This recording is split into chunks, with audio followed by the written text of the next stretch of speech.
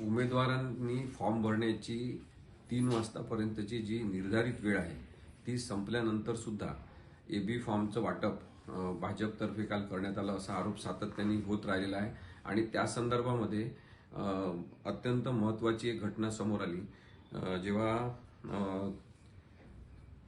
महेश अंकुश अलकुंटे नावाचे भाजपचे जे उमेदवार आहेत त्यांना 3:18 बाहेरच्या काही लोकांनी एक डॉक्युमेंट असलेलं फाईल इलेक्शन ऑफिसरच्या प्रिमायसेसमध्ये खिडकीतून त्यांना सप्लाय केलं। आता या संदर्भात तक्रार करण्यात आली।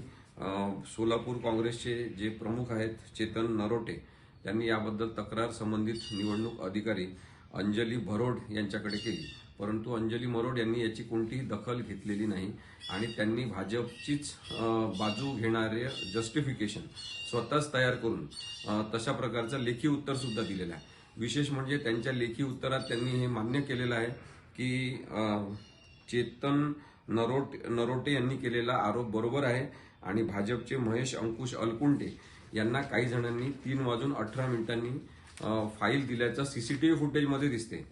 3 वाजता दारं बंद झाले पाहिजे आणि 3 वाजतानंतर कोणालाही आतमध्ये प्रवेश नसला पाहिजे। 3 वाजतापर्यंत आलेल्या लोकांनाच अर्ज भरण्याची परमिशन कायद्यानुसार दिलेली आहे आणि तशी कार्यपद्धती असणारे आदेश सुद्धा राज्य निवडणूक आयोगाने सगळ्या निवडणूक अधिकाऱ्यांना पाठवलेले आहे, परंतु अंजली मरोड यांनी स्वतःचेच नियम लावले की काय अशी शंका निर्माण होते। कारण की असा सुद्धा आरोप करण्यात आलेला आहे की भाजपचे अनेक कार्यकर्ते भाजपचे आमदार हे सगळेजण तिथे जमलेले होते आणि त्यांच्याजवळ एबी फॉर्म्स पक्षाचे होते। त्यांनी एबी फॉर्म 3:18 आतमध्ये महेश अंकुश अलकुंटे यांना दिले। आता हा संपूर्ण प्रकार पूर्णतः बेकायदेशीर आहे, असं करणंच बेकायदेशीर आहे। तर अंजली मरोड ज्या उपजिल्हाधिकारी आहेत आणि निवडणूक निर्णय अधिकारी आहेत त्यांनी स्वतःच सांगितलं की 3:18 अशा प्रकारे कागदपत्र दिल्याचं दिसते सीसीटीव्ही फुटेजमध्ये, परंतु त्याच्यामध्ये एबी फॉर्मच होते असं काही सिद्ध होत नाही।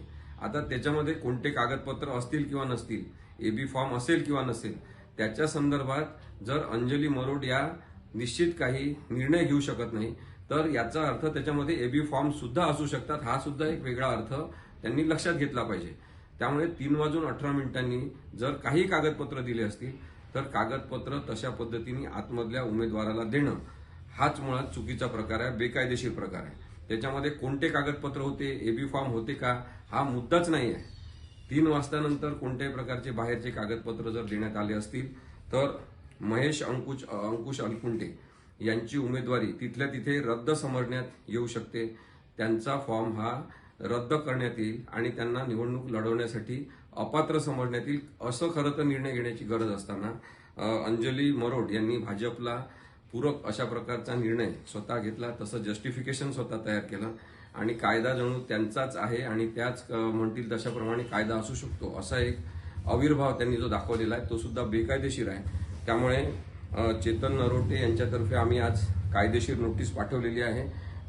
अंजली मरोड ज्या चीफ इलेक्शन ऑफिसर आहेत नंबर 4 सोलापूर म्युनिसिपल कॉर्पोरेशनचे आयुक्त आणि राज्य निवडणूक आयोग यांना सुद्धा नोटीस पाठवण्यात आलेले आहे आणि भाजपने जो बेकायदेशीर प्रकार सोलापूर महानगरपालिका निवडणुकीमध्ये अस्तित्वात आणला की 3 वाजतानंतर सुद्धा मोठ्या प्रमाणात कागदपत्र सप्लाय करण्यात आले, ते अत्यंत चुकीचं आहे आणि त्यामुळे हे सगळं निवडणूक ही चॅलेंज होऊ शकते। उच्च न्यायालयामध्ये याच्याबद्दल आम्ही याचिका दाखल करणार आहोत। लोकशाही मराठी ऐका, पहा, जागरूक रहा।